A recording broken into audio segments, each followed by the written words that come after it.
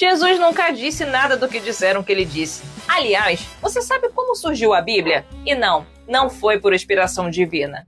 Antes de virar palavra de Deus, a Bíblia foi um conjunto de textos humanos escritos, editados e disputados ao longo de muitos séculos por povos, impérios e interesses bem reais. Tudo começou com contradições orais. Histórias, leis e cantos circulavam entre tribos hebraicas muito antes de serem colocados no papel. O que hoje a gente chama de Antigo Testamento foi costurado a partir de fontes escritas por vários autores diferentes em diferentes épocas. Nada de um único Moisés digitando tudo de uma vez. Eram fragmentos de culturas antigas, reunidos e reescritos conforme o poder mudava de mãos. Por volta do século III, antes da Era Comum, judeus que viviam em Alexandria traduziam esses textos para o grego. Essa tradução ficou conhecida como Septuaginta e trazia versões diferentes das histórias que os rabinos mais tarde iriam fixar. Ou seja, nem os judeus concordavam entre si sobre o que exatamente era sagrado. Existiam várias versões de um mesmo texto convivendo lado a lado.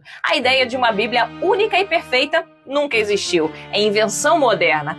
Os chamados masoretas, entre os séculos 6 e 10 depois da Era Comum, foram os que finalmente padronizaram o texto hebraico. São eles que colocaram vogais, sinais e notas que moldaram a forma como o texto é lido até hoje. Ou seja, a Bíblia original que muitos juram defender é, na verdade, uma versão medieval revisada. Enquanto isso, do outro lado do mapa, começava a nascer a literatura cristã. As primeiras cartas de Paulo foram escritas por volta dos anos 50. Os evangelhos vieram depois. Marcos, por volta de 70, Mateus e Lucas entre 80 e 90, e João, perto do ano 100. Todos foram escritos décadas depois dos fatos que narram, e por comunidades diferentes com teologias diferentes. Foi só em 367 depois da Era Comum, numa carta do bispo Atanásio, que apareceram os 27 livros atuais do Novo Testamento. E mesmo assim levou mais de um século para que essa lista fosse aceita amplamente. Jerônimo traduziu tudo para o latim no fim do século IV, criando a famosa Vulgata, a Bíblia que moldou o cristianismo europeu por 1000 anos.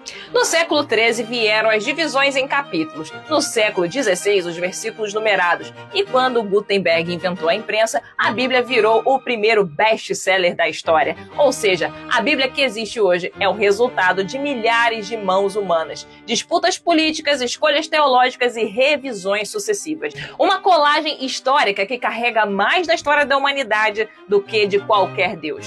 Desperta.